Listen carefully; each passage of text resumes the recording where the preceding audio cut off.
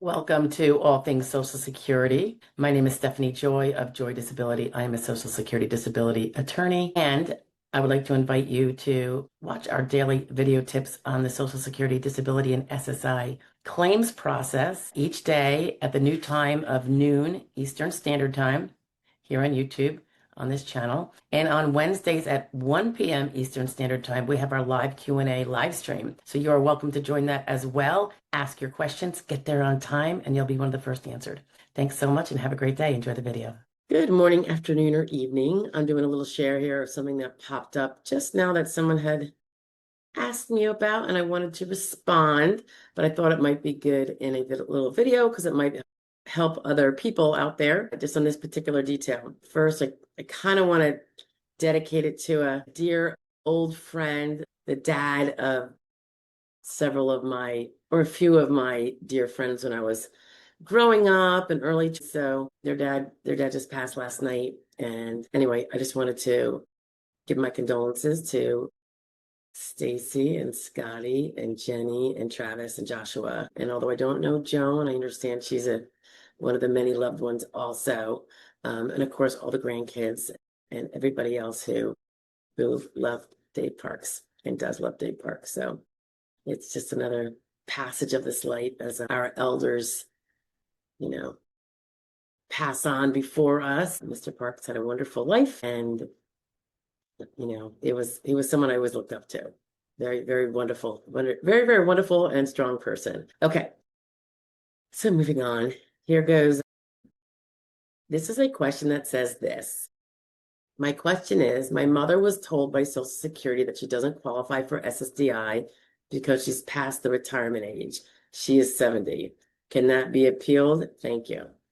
Okay, no, that cannot be appealed. Social Security disability only goes up to full retirement age, and then it switches to full retirement age. If she never took full retirement yet, which is fine, she does it now at age 70, she's going to actually get more than she would get with SSD, and more than she would get with her normal full retirement age, which would be something along the lines of, almost 67. So remember, SSD is taking your full retirement early, but it's not early retirement, because early retirement would be taking your retirement early, not just the amount of it early in the name of SSD. Taking early retirement as a non-disabled person makes you suffer that discount for every month that you take before your full retirement age. And as most of you know, the full retirement age it's pushing 67 now. I don't think it's quite there. I know when I get there, which isn't too far away, it will be 67. And then it doesn't go up after that at this point, if they don't legislate something different. And hopefully they never will, because I think it's a little old at this point, given the vast poor state of health we tend to be in these days. At 70, I just have to reiterate, she is likely already collecting Social Security. She's either collecting it on her own record because that was the greatest amount she could do if she worked, for a living when she was younger, or still, many of us still work, into our 70s, or she isn't. And if she isn't, that means she didn't collect it early. Kudos. She didn't collect it at 67 or 66, her full retirement age, which can be another kudos, particularly if she's healthy. And waiting till age 70 is actually the year beyond which there is no benefit that one can delay to collect retirement for the biggest amount possible. So it is something along the lines of 30%, I'm ballparking it, greater than if one takes at 67 or their full retirement age. And it is 80-something% greater than if someone had taken it age 62.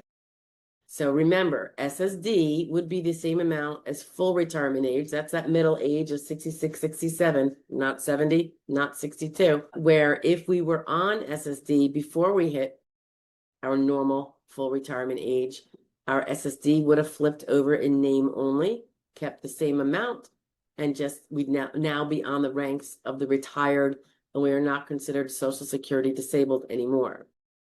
That comes with some benefits, including working if we want to, a bit more than we would have otherwise.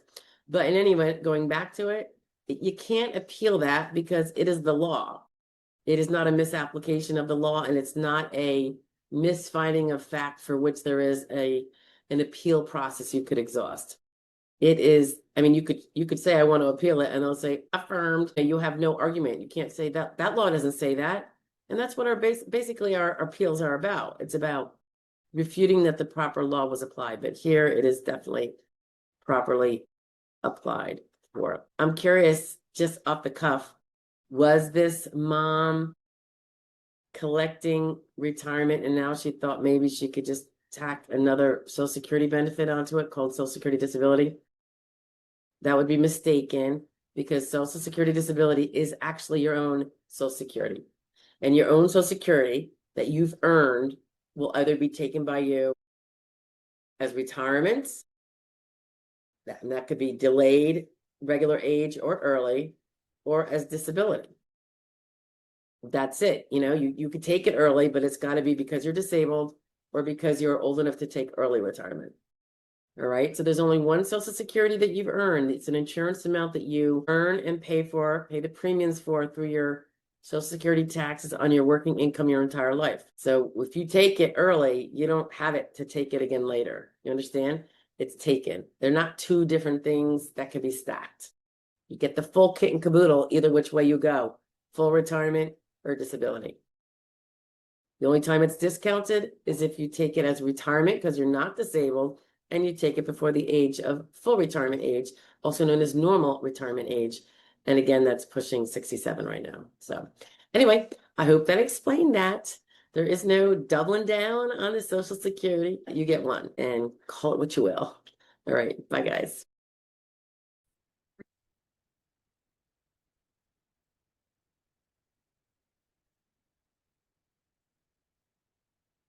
Evening. Okay. I received an email, which I often do, from the Social Security Administration, alerting me to a new article that they put out. I'm going to link it below, but here's the summary of it. If you are 70 or above, there is no reason from an Social Security retirement perspective to not file for your retirement benefits. If you are delaying till 70, for that delayed increase that you'll get for delaying, you'll have a much better, much more lucrative benefit amount if you wait to start collecting at 70 versus 67, your full retirement age, or 66 and change. That delaying increase doesn't occur after age 70. So if you don't file at 70, and let's say you wait till 71 and a half, you're not going to get paid back all the way to 70. It's not fully retro. So they'll give you a few months back, maybe several months. So there's 6 months or 12 months. And that's it. If I were you, unless you have some bizarre reason I can't think of to not file, I would be filing when I hit 70. All right. And just for the record, if you did delay till 70, you've increased your benefit amount. It could be 25, 30% higher than it would have been if you took it full retirement age like many of your peers did. And maybe 80% higher than if you had taken at age 62. So if what you want is a higher income when you stop working and you can't work anymore, and that ends up being 70 or after, you did probably potentially yourself a favor, because you're going to have a much more comfortable life if Social Security retirement benefits are an important part of your living when you hit 70 or whenever you decide to stop working.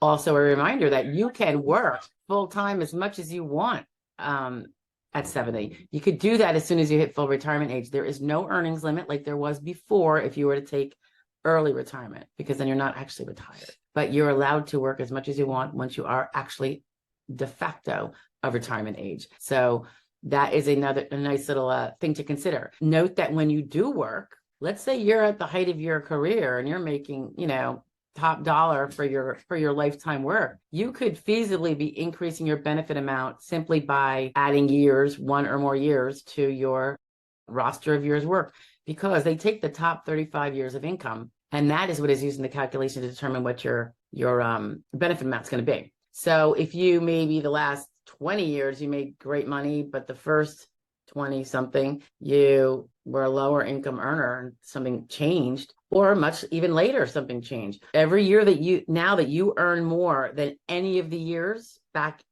those top 35 years that previously existed, you could be booting out a $7,000 a year with a $50,000 or a $100,000 a year.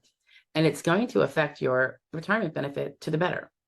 And the last positive thing about waiting till 70, aside from that you get a bigger benefit to live on, and you could still work full time if you want, or part time, or whatever you want to do, is that if you pass away before a spouse who has a work record that is less than yours, and so that your benefit has always been greater than theirs or would be, they will be eligible to have their whatever survivor benefit they may opt for that would be better than their own, a survivor benefit under your work record. If you are to pass, they will get the benefit of that. So if you worked, instead of them taking a spousal benefit based on your primary insurance amount, which is the amount that you would have received if you took at full retirement age, they will get the benefit of the delay that you had as well. So you could be taking care of the future of your spouse in terms of providing him or her more income if you pass away. And that can be really helpful because, as we noticed in a different video not too long ago, there is a misconception that when one spouse dies, the other one will get not just theirs that they were getting, but also get the spouse's benefit. And that's not true. That's categorically false. So maybe I'll try to link that video so you can see that or listen to that, because that's really important thing to know. You know, people generally suffer a near half cut in their income from Social Security. And again, if Social Security is the major of your retirement income, that can be painful. So and when it's a surprise, it can be devastating. So we don't want that to happen. Okay, so if you're 70, get your tickets down to Social Security. You can actually do it right online. File for your retirement benefits. All right, unless you have a really good reason not to, and it certainly isn't going to be due to any kind of growth in the amount, because it's not going to grow any further. Okay, all righty. Have a great one, guys. Talk to you later.